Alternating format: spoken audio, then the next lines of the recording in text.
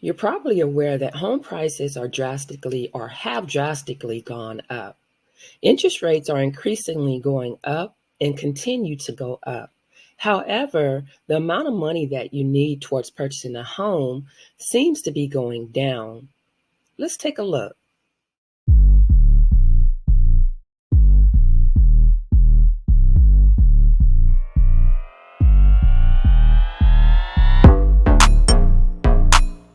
Money down mortgages to some buyers, designed to close the home ownership gap for minorities. But there are some important things to consider before you borrow.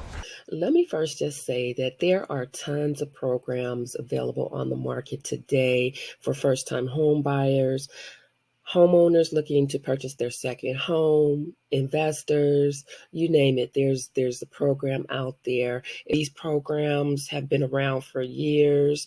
And it really just depends on the city, the county, the state that you're in. All plays a part in what type of program that might be available to you.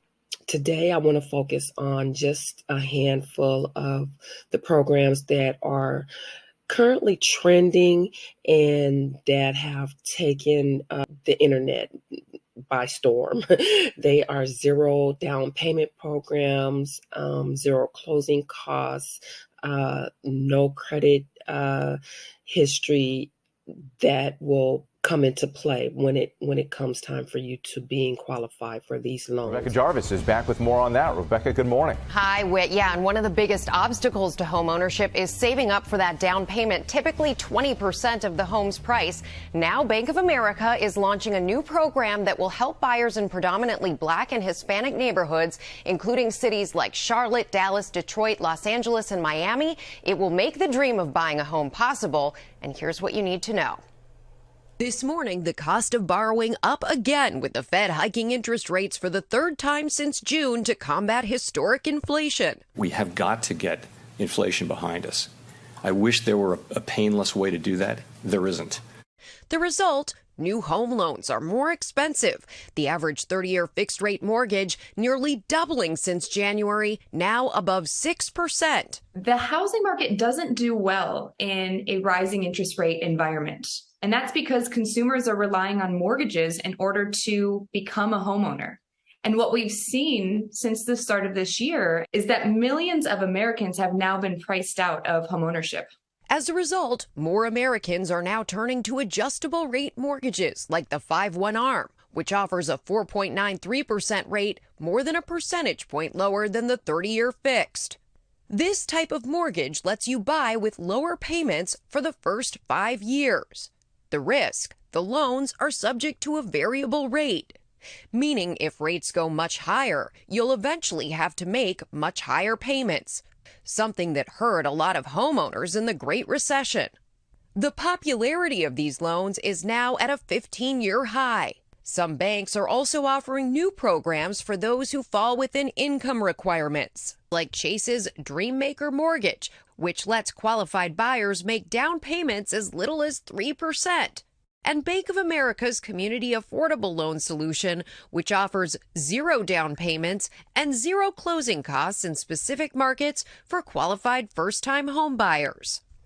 And the big disadvantage and risk to adjustable rate mortgages is what happens after the fixed period is up. This happened to a lot of people in the financial crisis when rates went up and they actually owed even more than they would have with a fixed rate mortgage. So you have to do the math here. Now, with those zero down payment and lower down payment programs, you also have to remember that your monthly bills will likely be higher. And in a housing market and economy like this, which is showing some signs of potential recession ahead, you want to be really clear about the risks that you are taking on. Guys, this is a very gigantic financial decision. Buying a home, probably the biggest financial decision of your life, and you want to go into it with the right information. Do all the math. You can ask, but there's also a ton of calculators online that will help you do this math, and they're very user-friendly these days. So do it so that you don't regret it down the line.